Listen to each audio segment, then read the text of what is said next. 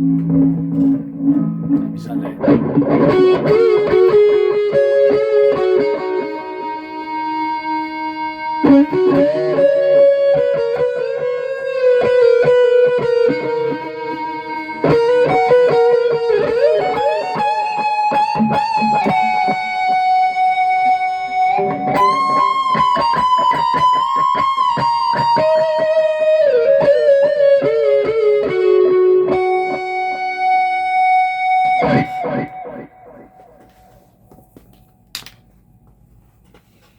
Happy Sunday.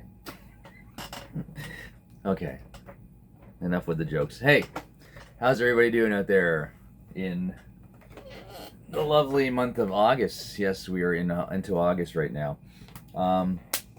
Yeah, cheers.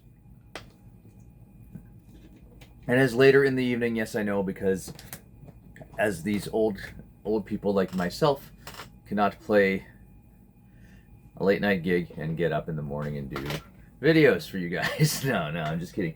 Yeah, well, I did played last night, and for some reason I still get home late, even though it's not far from home, and the gig doesn't end that late. I don't know, ended like 10:30, 11. But anyways, went to some concerts this week. Yes, you have to be on a mission sometimes to go to concerts. And case in point, I went to Foo Fighters on Tuesday, and next night, Guns N' Roses, same venue in Toronto.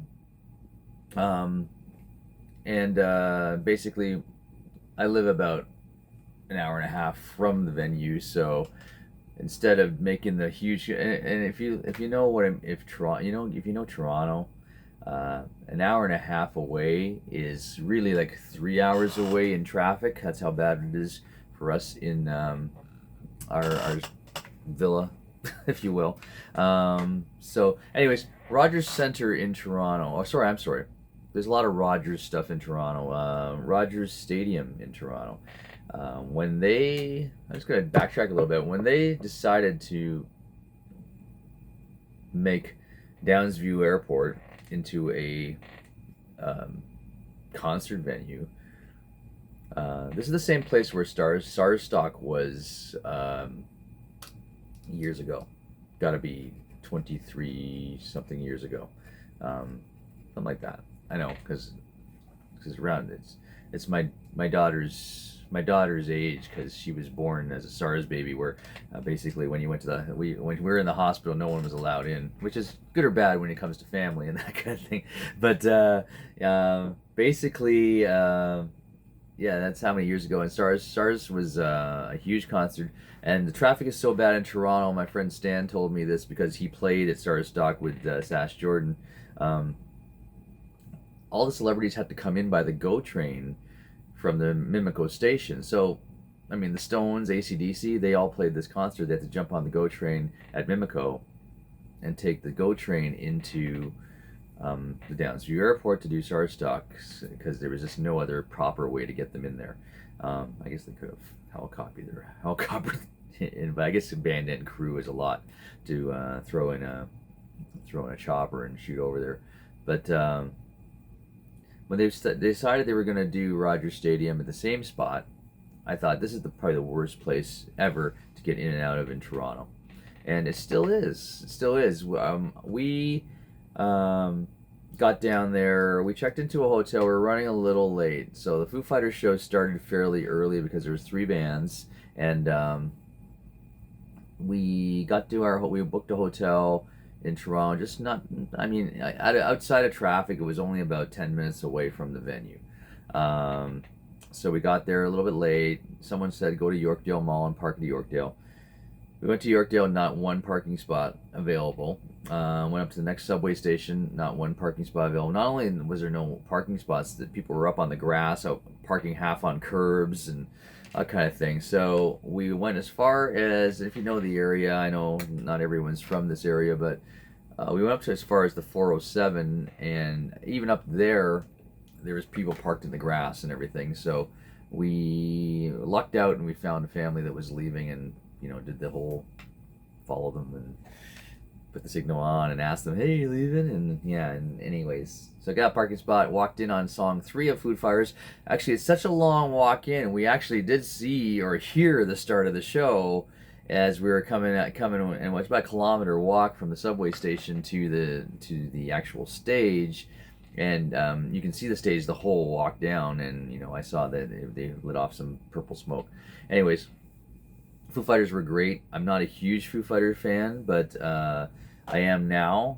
Dave Grohl was amazing. The band was amazing. Nice long show. Missed the opening act. Sorry, my son was there. He saw it all. Thought they were great.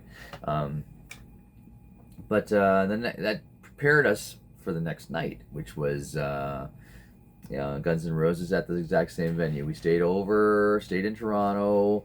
Got to Yorkdale Mall very early, had dinner, and took the subway up. Got up there, saw Public Enemy and Guns N' Roses, and our night was fulfilled. 40,000 steps later, because there's a lot of walking, but yeah. Okay. Here's the whole thing: getting in and out of the venue is terrible. Just take public transit, and you're laughing. Don't think about driving your car anywhere near there. The venue itself is great. It's a great venue. I didn't have any problems with the sound like some people were complaining about. I had no problems with concessions and everything else, bathrooms and where the merch is, where it was great. I didn't buy any merch, but it looked like a good setup. I don't know. It was a really cool vibe. Cool vibe, yeah. Both concerts were a very cool vibe. I mentioned Foo Fighters, amazing show, very, very up, very comfortable, feel for their fans, and which it should be. It should be like that. Gibson Fest, lots of Gibsons. Explorers, of course, Trini Lopez, Dave Grohl, SGs, Les Pauls, and Gibson RDs. If you don't know what those are, look it up. Cool guitar. Anyhow, skip a night. We'll go to Guns N' Roses. Okay, so Guns N' Roses. Here's the thing, and I talked about this with about Motley Crue. I think people at this day and age go for a big name rock act if you're going out to see that. Some of them are not fans. They're going to see the brand. I'm going to see Motley Crue. Hey, that was that big band from the 80s. Let's go see them. It's apparently a let's see show. Same thing for Guns N' Roses. I think there's a lot of true blue, huge, diehard Guns N' Roses fans in a lot of different age groups. And that being said, a lot of people who go to these shows, so you might hate me for this, but aren't real fans. They open with Welcome to the Jungle. I'm hoping everybody knows this song. Everybody was up on their feet, blah, blah, blah, blah. Anyways, the next couple songs were all huge songs off of Appetite. Brownstone was second. Yeah, that's right. Mr. Brownstone was second. A lot of blank faces. You don't know this song if you're a fan of one of the biggest selling albums of all time, Appetite for Destruction. Okay, that's fine. Okay, I'm singing along with people I don't know because there were some true fans. There was a guy just down the way his name's Mark, and I think I friended him on Facebook. I'm not sure, but Mark, if you're watching this, you're a good guy, and we all bonded. Angela and I bonded with this guy because we were just talking about how there's true fans, and everybody else is just kind of standing there going, "Mr. What?" Anyways, It's So Easy comes along. They used to open the tour with It's So Easy. I found they didn't get the reaction that they wanted out of this song, so they switched to Welcome to the Jungle because it was a bigger song. And then song 3, I see people turning around and people are already sitting down. What can you do? What can you do, man? And the other thing is, Guns N' Roses, it's a loose set. There's a lot of dead air between songs. Axl talked to the crowd 3 times. He introduced Chris Stapleton, who came out and did Knocking on Heaven's Door. Introduced him, talked a little bit, mumbling about some stuff. All music other than that. They take a long time to get into songs because I think they're changing the set list. It's loose. There's a lot of dead air, a lot of guitar solos, a lot of self-indulgence, a lot of songs that you're not going to know. Cover songs. They played Sabbath, Bloody Sabbath. I was in the Seventh Heaven. I think I was about. I'm sure there's more people who knew that song. But until Ozzy's face came up on the screen and near the end of the song, I don't think too many people knew the song. I was probably one of 100 people. I'm gonna go out on a limb on this. I'm one of 200 people in that stadium of 50,000 people that maybe knew Sabbath Bloody Sabbath. Even our buddy along the way, who was a big Guns N' Roses fan, he was stone faced during the song. Angela was like, "What song is this?" What are you gonna do? What are you going to do? I don't know. I just broke my whatever that thing is. Anyhow, yeah, I'm just gonna go out and say that lots of people go to these shows that are just know the hits, because Sweet Child of Mine, Paradise City, November Rain got some pretty good cheers, but that's about it. It's just it's sad. But go see Guns N' Roses if you like the band. But you're going if you've never seen them before. It's going to be just a rock show on their own terms. That's all I have to say. It was phenomenal. Slash tons of guitars. If you go on my Facebook, I gave you the guitar tour. Lots of Les Pauls. Red double neck. I have a feeling it was the B gig or not B gig. B rig. Big bands that play stadiums have a couple different rigs going on in the world at the same time. If they just left South America or Europe, I can't remember where they were before this. All that gear takes a while to come across, so they have a second set of stage gear that stays in the continent. And I think just knowing his guitars and a lot of the guitars that I saw there, they were kind of not the usual ones you see, like the Travis Bean, aluminum neck Travis Bean was a red one. I've never seen him play a red one before. It was probably a spare one that he picked up. His signature double neck, Gibson double neck, is black. He played a red one at this show. A lot of the guitars were, dare I say, the generic ones, kind of the ones that were just custom colors out of the custom shop, and the one that's really the one guitar that really tells me that it was with a B rig is the Mockingbird that he plays for "You Could Be Mine." It's a Floyd Rose Mockingbird, bright red, just as red as this guy right here.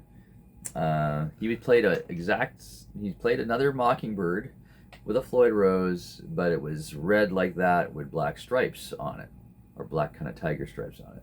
So that's a spare. So even the also I just came to mind the BC Rich Bitch that he played was he usually plays a green one, and this one was black. So yeah, B rig. It was the B rig. So the main rig, I guess, went to wherever they started the tour. So does anyone care about that? I do. I care about that. That's why I'm mentioning it. So, I'm just guitar nut, so I just know and see those things. But anyhow, Guns N' Roses, go see them. They're way better. I've seen them 4 times since the Not in This Lifetime tour started. I saw them in Ottawa when the tour first started, because it didn't come to Toronto. We didn't think they didn't announce Toronto, so we bought tickets in Ottawa, and they came about 3 months later. They circled around and came back to Toronto, which I didn't see that show. I was somewhere else. I think I was at someone else was playing at the amphitheater at that time. I think it was Def Leppard, and I went to that show instead. Then we drove to a family trip, Charlotte, South Carolina. Scary town to walk through after dark. I'll never do it again. But and the show, I think they just started their U.S. leg at that time, and there was a lot of things going wrong that night, and they shortened up the set. So that was an amazing one. The last one we saw at Rogers was great, because Axl was slowly getting more into his groove. And this one, Axl was in his groove. Lost a lot of weight. He was hitting all the notes. He struggled a little bit, but I mean, for the most part, he's giving your money's worth on vocals. Not like a lot of other bands that may be out there that I saw not too long ago. Not naming any names, but yeah, go see Guns N' Roses. They're in their prime right now, or their second prime, if you will. There you go, second prime. Excellent stuff. Guitar fans, you'll love it. Honorable mention goes to whoever the guitar player is in Public Enemy, which was kind of a weird genre mixing opening act for their tour.